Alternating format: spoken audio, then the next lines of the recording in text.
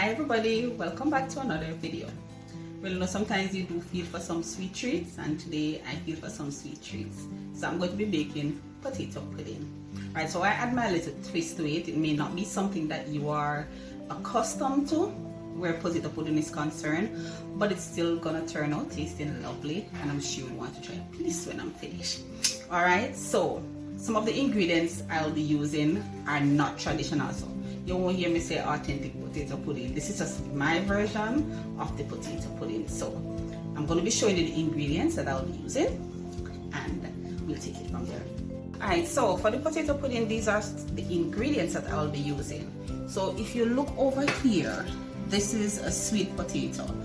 You'll see different types of sweet potato, but the thing with this purple looking skin one, it is firmer than the orange skin looking one. So if you're gonna bake a potato pudding, I will advise you to choose the purple skin one than the orange skin one. This is another ingredient that I'll be using. This is called cocoa. So I'll be using one of this in the potato pudding. Right over here, I already have some peeled sweet potato, which is right here. This right here is yellow yam.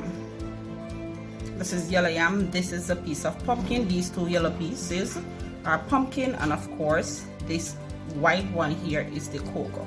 So these are the ingredients, some of the ingredients that I'll be using. The cocoa, the yellow yam, and the pumpkin, they help with binding, and of course it helps to give the pudding volume. Be careful if you choose to use pumpkin in your potato pudding. You have to be careful of how much you use, because it can make the potato pudding a little bit gummy. Alright, so I'm just using a small amount. Right here I have combined half cup flour and half cup cornmeal sifted. This is 2 cups of brown sugar. Right here is 2 tablespoons of butter. I have mixed spice right here, and this is coconut milk. I'm going to be using 2 cups for the pudding to go inside the pudding, and half cup for the topping. So I do not have any whole nutmeg, so I'm using the liquid nutmeg, of course, and I'm using some vanilla. This right here is lovely. If you should open this bottle and smell it, it's an amazing scent. This is rose almond. It gives pudding, tea, porridge, cake, very good taste. And of course I have some raisins here soaked in rum and wine. I'm only going to be using half cup of this in my potato pudding. So what I'm going to be doing next, I'm going to be grating these. If you want, you can blend them, but I'm going to be grating them. I'm a country girl. I like to use up my hand, and I like to put work in whatever I'm doing. So I'm going to be grating these, and when I get back I will show you what the grated products look like, and then we will be putting the potato pudding together. Alright guys, so this is the grated products. So this is the sweet potato, cocoa, the pumpkin, and the yellow yam. So to this I am going to be adding my flour, just a little bit at a time. And this is the flour and the cornmeal together. Remember I said half and half, so I'm going to be adding this. Please ensure that when you grate your sweet potato and the other products, or if you blend them, please ensure that there are no lumps in there, because you wouldn't want a lumpy pudding. So you'd want to go through it to pick out the lumps if there are lumps present, and you want to combine this nicely. And when you sift the flour and the cornmeal, it gives the mixture a lighter texture. Of course, you know, some other like when you're not putting heavy, this is going to be heavy, but you know, you want it to be heavy but not that heavy. All right, so I'm going to be adding the rest of my flour to this here, nicely integrated. And if you notice that pretty color that the pumpkin gives it, and the amount of pumpkin and yellow yam and cocoa that I use, it's not going to take away the taste of the sweet potato. So that is why I use a small amount. I'll put the amount of the ingredients that I use in the description box for you, so you can see exactly how much it takes to make this pudding. I use approximately 2 pounds of sweet potatoes, but the other measurements I'll be putting in the description box. So this is where the lovely part comes in. So I'm going to be dealing with the wet ingredients now. So this coconut milk is 2 cups of coconut milk, and I'm going to spice up this coconut milk. So I'm going to add 1 teaspoon of nutmeg to this. I'm also adding a teaspoon of vanilla.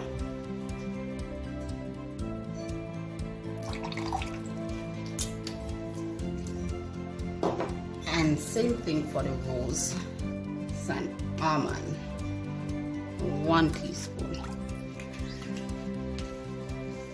I am also going to be adding the sugar. Alright, so this is where all the loveliness comes in. Let me get a spoon for that. And this sugar, it depends on how sweet you actually want it, you know. You can add sugar of your taste or to your taste. So as I said, this is 2 cups of sugar, and that is what I'll be using in here. And I'm going in with my mix slice. So 2 dry ingredients, I added 2 wet ingredients, and I'm going to be mixing all of this right here.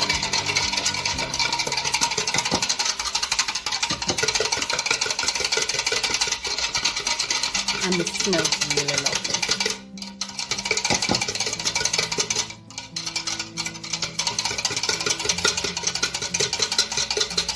So I'm going to be giving this a taste test. See if it's sweet enough. I'm going to be adding some more vanilla to it.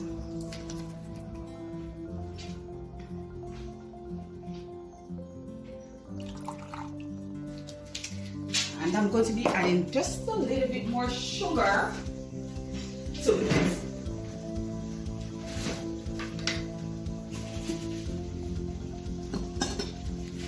So it needed a little bit more sugar, so I'm going to be adding 1/2 cup more sugar to this.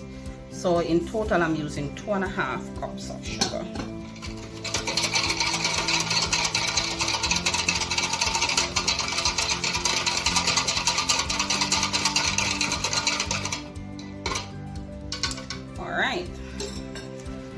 So I'm going to be adding this to this mixture now, just a little at a time. I'm going to be blending everything together.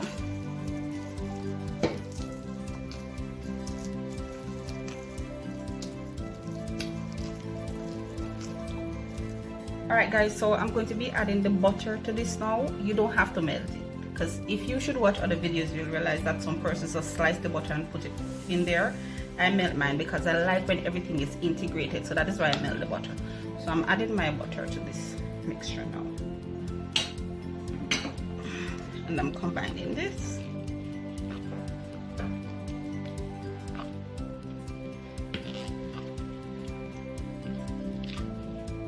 When you slice the butter and put in there, of course, once the heat touches it, it will melt.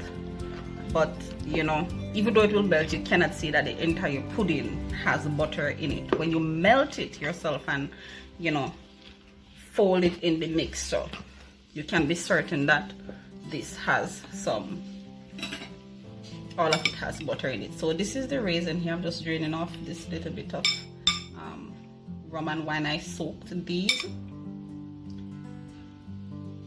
So what I'm going to be doing, I'm going to be dusting the raisin with some flour. When you dust the raisin with flour, it will not, the raisin will not sink to the bottom of your pudding. It's the same thing with cake. So I'm just dusting it.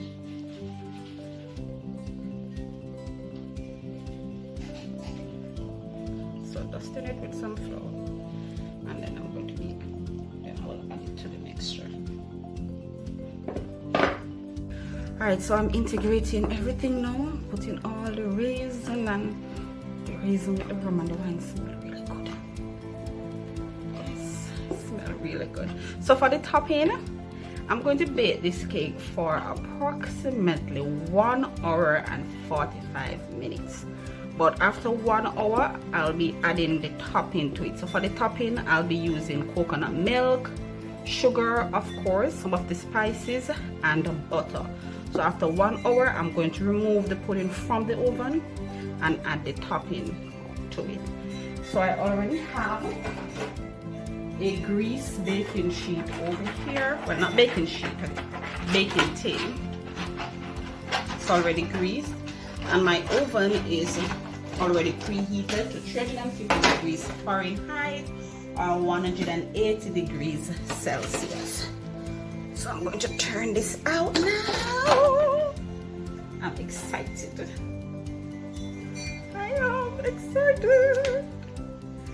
This smells nice. Huh. Can't wait to bite this. It looks so pretty. They look pretty, don't you, Leanne? You're so hungry, so. I'm so hungry. You hungry? Yes. You soon get dinner. Sure. Let's go on, so.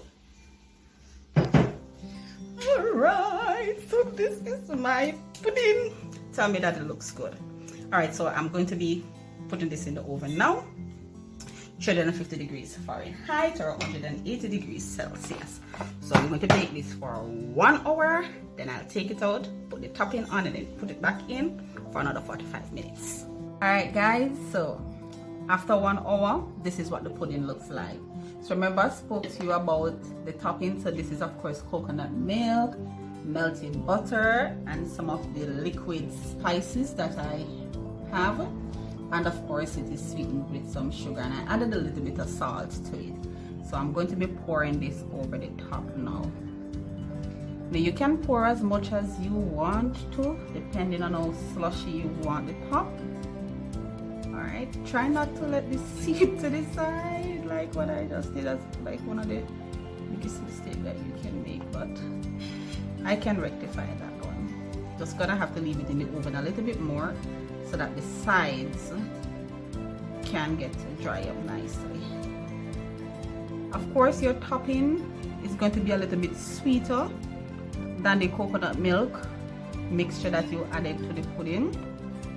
Just gonna mix it a little bit sweeter than the first mixture that you added when you were making the pudding mixture. So I'm going to put this in the oven. Initially I said I was going to put it in there for another 45 minutes, but I'm going to give it another 50 minutes and I will check it to see if it's baked. Yes guys, so it has been approximately 4.5 hours and I decided to cut the pudding because me anxious to eat it bad. So I want you to look at that lovely texture. You can see the raisin. It has a yellow looking color because of course the pumpkin is in it. Yes, and it is moist. That's what it looks like. Definitely looking good. So this is my version of the Jamaican potato pudding. As I said from the beginning of the video, I added my little things to it. You know, you can do anything that you want to do with it, just don't take away the taste of the potato. So this is my Jamaican potato pudding. So again, you know what to do, right? If you like this video, if you like what you see, just click the like button, share of course, because you know we need a lot of subscribers, and subscribe if you have not yet subscribed. So see you in the next video. Peace.